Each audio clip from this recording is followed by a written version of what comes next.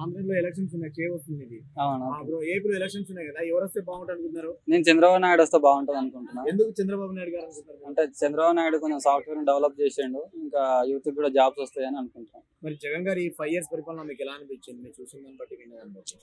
5 years లో పెద్ద తేడా అయితే కనిపించలేదు, చేంజెస్ అయితే ఏం లేవు.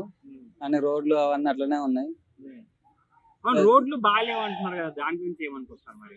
రోడ్లు అయితే మొత్తం వందల ఉన్నాయి. అంటే ఇప్పుడు పిఠాపురంలో పవన్ కళ్యాణ్ మరి గెలిచే ఛాన్స్ ఉందా?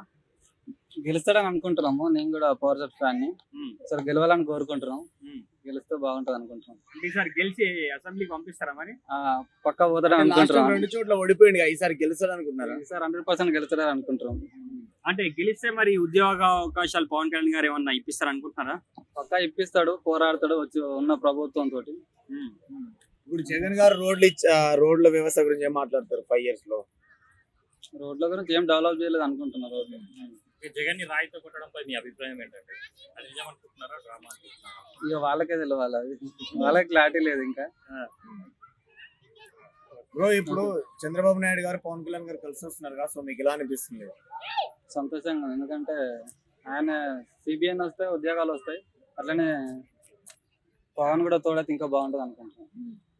అంటే ఇప్పుడు చంద్రబాబు నాయుడు గారికి జగన్మోహన్ రెడ్డి గారి మధ్య తేడా అంటే ఏం చెప్తారు?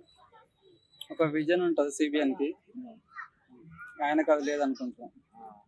సో రీసెంట్లీ ఇప్పుడు చంద్రబాబు నాయుడు గారి హయాంలో చూసుకుంటే మనం కరెంట్ బిల్లులు చాలా తక్కువ వచ్చాయి, 500, 200, 300 అలా వచ్చేది.